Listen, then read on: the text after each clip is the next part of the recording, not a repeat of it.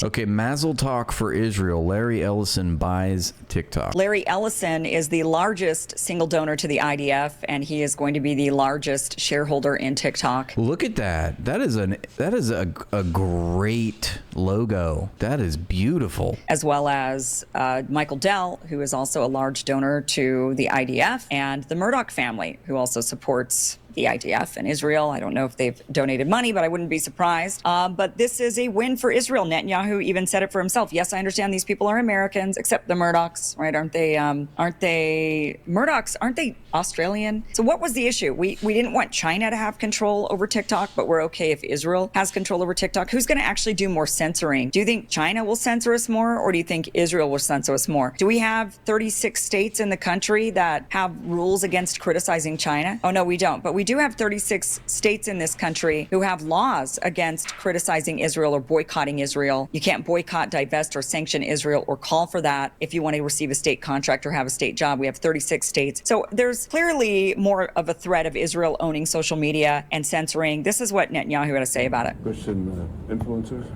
okay? You said, we talked about the woke right, and you said, I call it the woke Reich. That's a brilliant observation. The woke Reich, because these people, you know, they're not any different from the woke left. I mean, they're insane, their beliefs. But they're actually mean on some of the things. And what we have to do is we have to secure that part of the base of our support in the United States. That is being challenged systematically. A lot of this is done with money. Money of NGOs, vast. Money of governments, vaster. Okay? We have to fight back. How do we fight back? Our influencers. I think you should also talk to them if you have a chance, to that community. They're very important. And secondly, we're going to have to use the tools of battle. You know, the weapons change over time. You can't fight today with swords. That doesn't work very well, okay? And you can't fight with cavalry. That doesn't work very well. And you have these new things, you know, like drones, things like that. I won't get into that. But we have to fight with the weapons won't get into that apply to the battlefields in which we're engaged. And the most important ones are the social media. And the most important purchase that is going on right now is class, he says. TikTok. TikTok. Number They didn't one. even know. Number They're one. just like, and I hope it goes through because it can be consequential. Guess the class failed. And the other one? What's the other one that's most important? X. X. That's very good. And, you know, so we have to talk to Elon. He's not an enemy. There you go, Alex. He's a friend. We should talk to him. Now, if we can get those two things, we get a lot. And I could go on other things, but that's not the point right now. Satan says we have to Elon Musk is his friend. Okay? To give direction to the Jewish people and give direction to our non-Jewish friends, or those who could be our Jewish our friends. Are we going to succeed with everyone? Could be. There are non-Jewish friends, but they could be our Jewish friends. Is that what he said? So it's a problem that they're non-Jewish. We've got to convert the non-Jews into Jew. You just said that they're your friends. So what's the problem? No. Will there be a strong counterpoint? Yes. Some of the scary things that Larry Ellison has said, some of his ideas. Citizens will be on their best behavior because we're constantly recording and reporting everything that's going on. The first thing a country needs to do is to unify all of their data so it can be consumed and used by the AI model. You have to take all of your healthcare data, your diagnostic data, your electronic health records, your genomic data, the security system. We have biometric logins. The computer recognizes you. It recognizes your voice. That's not scary at all, is it? Wow. People are all going to be on their best behaviors because we're watching you. And we need to be putting all of our data into one place. And you have Tony Blair there. Yep, that's exactly what we need to do. Tony Blair, who's been the biggest champion of digital IDs that are being unleashed on the British people. I'm not scared of these I don't know about you, but I refuse to be terrified by this. As we speak, this is the person. His ideas are scary enough, let alone he's the largest private donor to the IDF, and now he's going to be in charge of the largest social media platform. Thank you. And then on top of it, you have Netanyahu saying, and we got to talk to Elon. That makes me wonder if, the whole Elon being on the Epstein files, the latest Elon being on the Epstein files, it kind of makes me wonder if his name was slipped in there as, well, is he still going to the island? If this was a plant by the Israelis. Is that a real picture of them at Auschwitz? Have they been? Is to frighten Elon. It looks like an AI picture, but it might actually be real. They've already frightened him enough, right? Remember when he had to make his pilgrimage to Israel or to Auschwitz? He had to make his pilgrimage to Auschwitz. And then they, what did they do? They also took him, they showed him. Guys, I pledge to you for as long as I live, I will never visit Auschwitz. Okay, I refuse. All these things from October.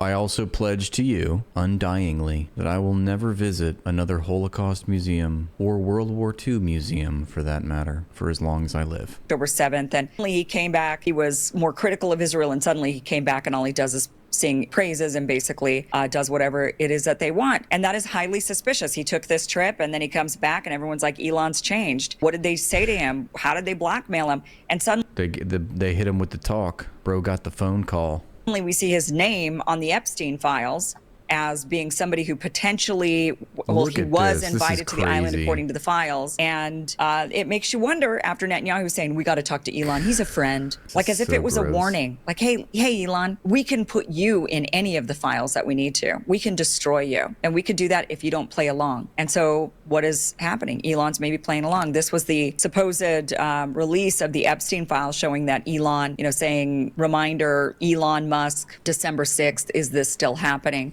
To the island. They say Elon Musk to the island, December 6th. Is this still happening? Look, it might not have been the island. I mean, no, it totally was. Almost looks like it was inserted into this log in order to use it as pressure on Elon to censor X, the way they're about to censor TikTok. It just makes you wonder. That's right, baby. Bribes, blackmail, and bloodshed. It's the Israeli way, guys. I would not be surprised if this was... Who released this? Who's fed this to Sky News? It always goes back to Israel. About that. Remember the Israeli agent that admitted, like, hey, remember the Wall Street Journal article about Epstein's 50th birthday card, Donald Trump's weird cryptic note that he left his buddy, pal, Jeffrey Epstein? Yeah, who released that? How did that become a story? Who leaked that to the press? Osad may? He thinks may?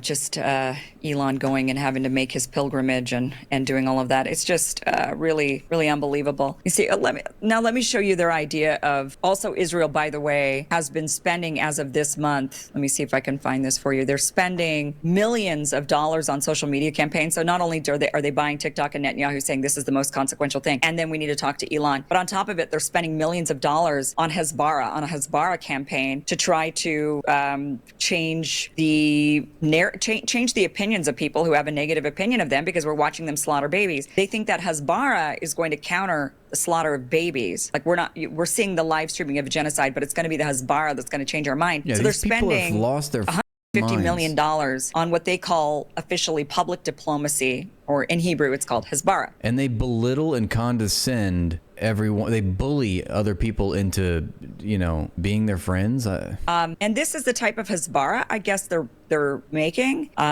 This is a I guess it's a TikTok video. I'm not sure what platform these two influencers decide to... So she's going to play that one that we just saw. ...stick this video. But this is after Netanyahu went and had his big meeting with all of the influencers. Let me show you the meeting that he had when he was here in the United States for the UN. He met with all these social media influencers, and they're spending $150 million on various... Let's see. Who do I recognize? ...campaigns. And apparently this is what they bought. Tell me if this has influenced you to... Look at this dude. What a dork. ...to like Israel more. Tell me your thoughts after this. Imagine supporting people who start wars just to lose the wars so they can cry about it and then try it all again. You musty anti-Semites are literally obsessed with Jews. Now walk with me. While you musty anti-Semites are stacking eviction notices, Jews are out here stacking up businesses. Jews control all the industries. Maybe if you spent more time taking notes from successful people, you wouldn't have to spend your nights and weekends spreading hate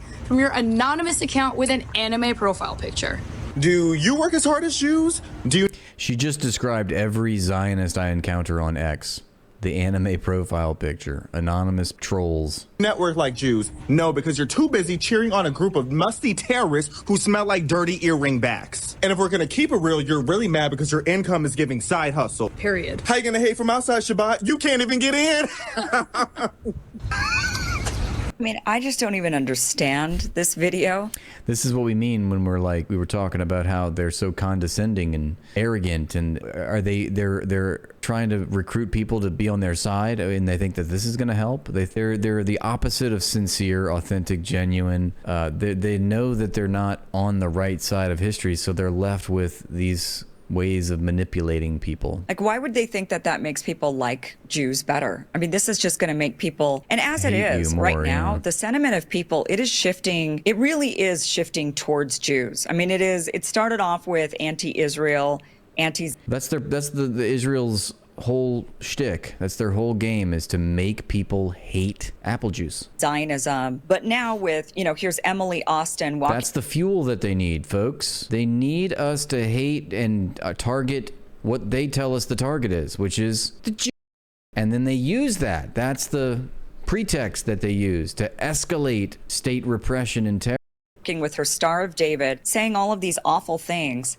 People are, and she's an American, although I think she is a dual citizen. I'm not 100% certain on it. But it is causing people to have an overall negative view of Jews in general. And I think that is something that, Netanyahu and all of the Zionists, Jews themselves, who are Zionists and are pushing for this, really need to have that, I guess, inner dialogue within their communities and with themselves about but the problem with it is that I think what they say to themselves is anti-Semitism, the Gentiles, eventually they're all anti-Semites. It's in them, and it crops up every so often. Every few decades, anti-Semitism just kind of comes out of them because of their jealousy, which is essentially what this video was, saying, well, you're just jealous of all the Jews. You guys are obsessed with the Jews.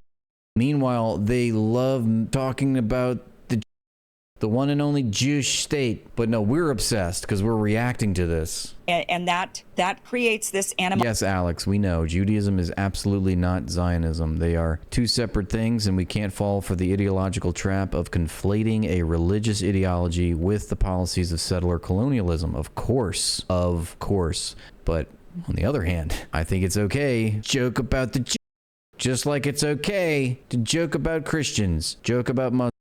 Jokes are jokes, okay?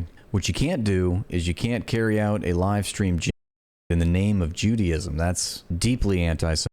If anti-Semitism is a thing, if we accept that anti-Semitism is a thing, then we have to say that the most anti-Semitic force in the world is Israel. Thank you. I'm glad to see we're on the same page about that. We can joke about the Titanic, we can joke about 9/11, we can joke about all kinds of stuff, right? But I do not get on with this special victimhood elevated theme that applies only to this one religious ideology and nothing else. And oh, by the way, this one religious ideology is also an ethnicity and it's also a race. Yes, let's keep othering them, like whether you pejoratively other them as a race or you affirmatively promote them and other them as a race. I mean, I think both ways are wrong, and that's why I think the wrestling meme that you have Yahtzees and you have Zionists, and in the middle you have scapegoating the it's a silly thing. I think the real culprit is settler colonialism. I think the real culprit is capitalism. I think that we are living in a colonial epic that has been going on for many, many years. And we've, adopted all of the cultural hegemony of colonialism and the logic of colonialism so that we just take it for granted as if it's the air that we breathe. And it's anything but, It's not the dying worldview. It's a dying world policy, and it's on its way out. And we have to not give way to fear-mongering and doomerism about the future, because that's exactly what they want. They're playing in our faces. We're not scared of the likes of Larry Ellison. We're not. The Palestinians aren't scared. They're facing it. And we stand in solidarity with the Palestinians. And let Larry Ellison try to buy TikTok and mazel talk it up and, you know, let these billionaires try to control the situation. They're losing. They're desperate. They're flailing, you know? And it's only a matter of time. The future is inevitable. It's just a historical process. We have to look at objectively. This is a historical process playing out. And I'm sure the feudal lords observed with irony the peasants as they used the pitchforks that they gave the peasants against the lords. Animosity, and we just got to squash it every so often, and that's what it is. Rather than saying, or maybe it's this attitude of telling people you're jealous of us, and that's why you feel the way you feel. Rather than, or maybe your group is, you know, isolating, not welcoming to others, doing business just with yourselves, or just, you know, and I think anytime there's any group that just keeps within themselves, like the good old boys, right? And it's like, how do you break into that group? It causes animosity. It causes people to feel left out and causes people to feel like... What causes people animosity is being deprived of their labor, being deprived of the value that their labor creates. What causes animosity is being parasitically scavenged by a vulture class that takes and doesn't produce and doesn't give. Thanks for watching, and please like and subscribe to the page to help it grow. And if you'd like to support my work, join my Patreon for exclusive content.